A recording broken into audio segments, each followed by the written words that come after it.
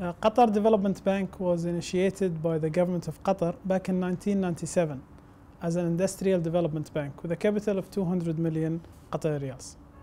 The role of QDB have grown with the government or with the country in general. 2008, we became a full development bank with a capital of 10 billion Qatari riyals, and instead of only supporting manufacturing, we also now support education, tourism, health, livestock, agriculture, and fisheries. And what I mean by support is enabling and orchestrating participation of the private sector within those very important sectors that Qatar wants to support. In 2010, we started to initiate new projects like our partial guarantee scheme, where we guarantee almost up to 85% of the loans with the working banks in Qatar. 2011, we initiated Qatar Export Development Agency.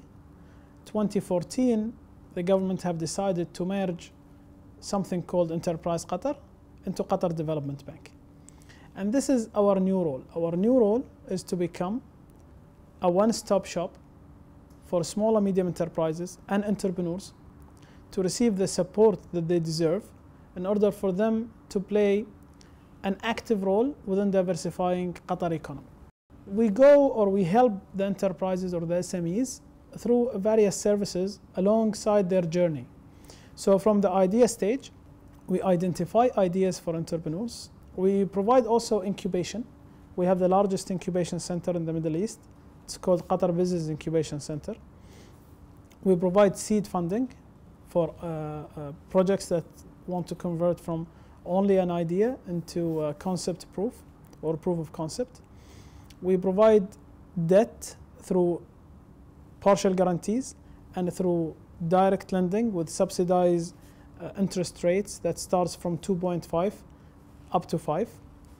And we provide direct investment through a fund that consists of $100 million that we just launched in 2015. This is from financial perspective. From non-financial perspective, we provide advisory support where the entrepreneurs, the Qatari entrepreneurs, can receive 70% subsidy for their feasibility studies. We recruit professional companies to provide feasibility studies for their projects, and we bear the cost of 70%. As a small country, a population of around 300,000 nationals, we depend a lot on foreign know-how and foreign companies to support us in building this country. Having said that, we also appreciate our local companies, and what we try to foster is a healthy relationship where there is a know-how transfer from the international companies to the local companies. This is what we always encourage, and this is what we always support. The commercial law in Qatar allow international companies to exist, and as long as they exist in Qatar, we treat them as Qatari companies. Of course, we always strive to support the local entrepreneurs or the local SMEs, and we help both international and local meet and ensure that there is added value in the relationship that will help the country, it will help the economy, and it will help the Qatari company at the end of the day.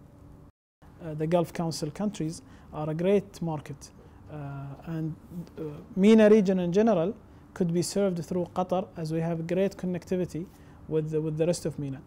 This have helped us and have served us in terms of international businesses locating to Qatar. We have a state-of-the-art airport, and we have an amazing port project that's almost done.